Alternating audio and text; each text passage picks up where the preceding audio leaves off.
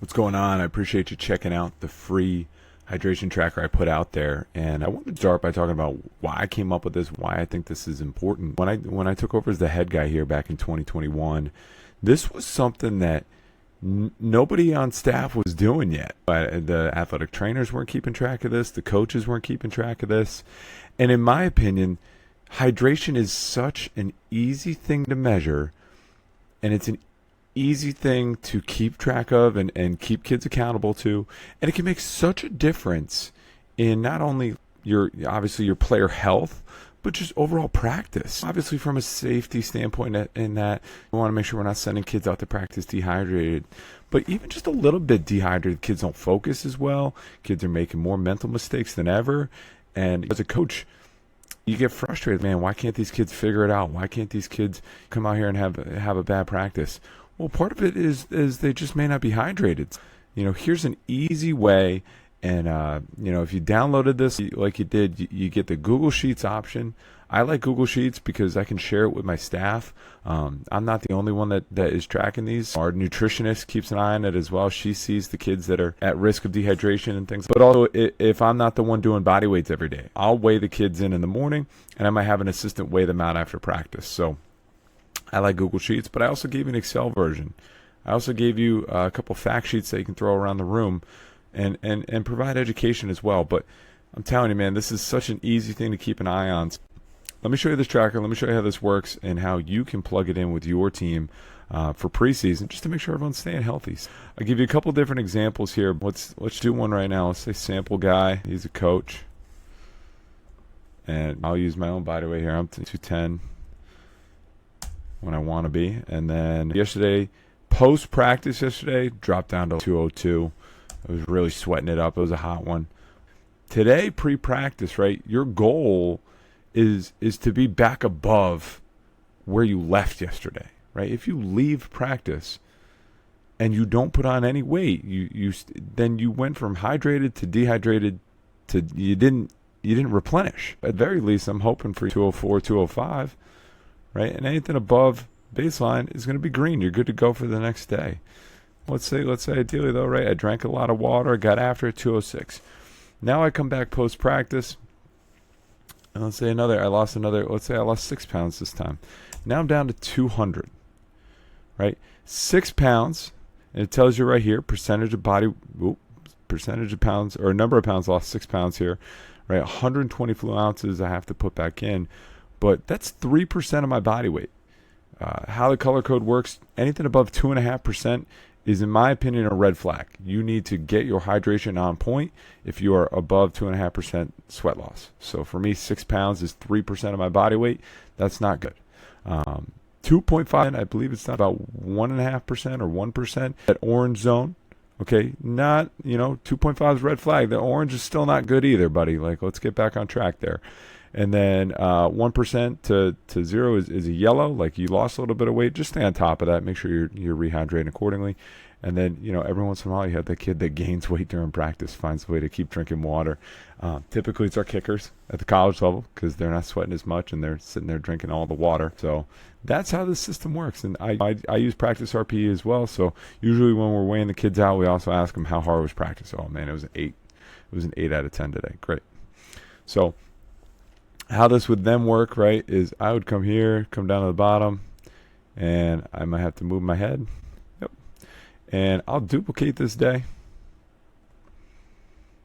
I'll change it to day 2. I'm showing you how to do this when you make a copy for your Google Sheet. You can do it yourself, right? I go back in, practice number 2, change the date, whatever the date is.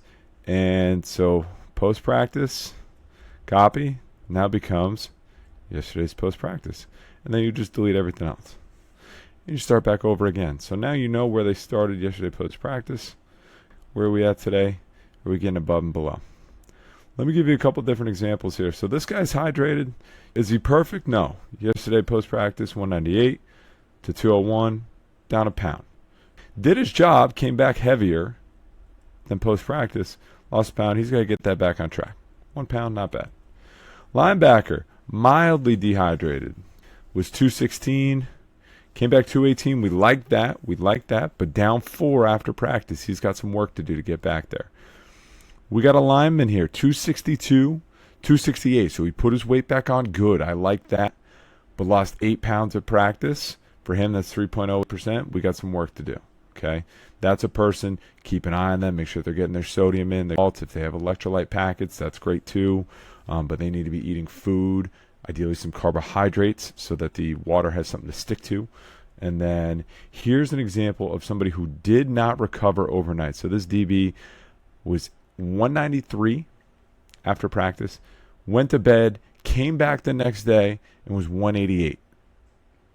That's not good. You should not continue to be losing weight, and you definitely can't be going into the next practice. If you finished practice the other day at 193, and now you're all the way down to 188, that's more than a red flag. That's bad. Even if we go this and we say, all right, let's say they were just a pound less than they were after practice. That's still somebody, hey, before you go out there today, before you go to practice, can you drink a bottle of water for me?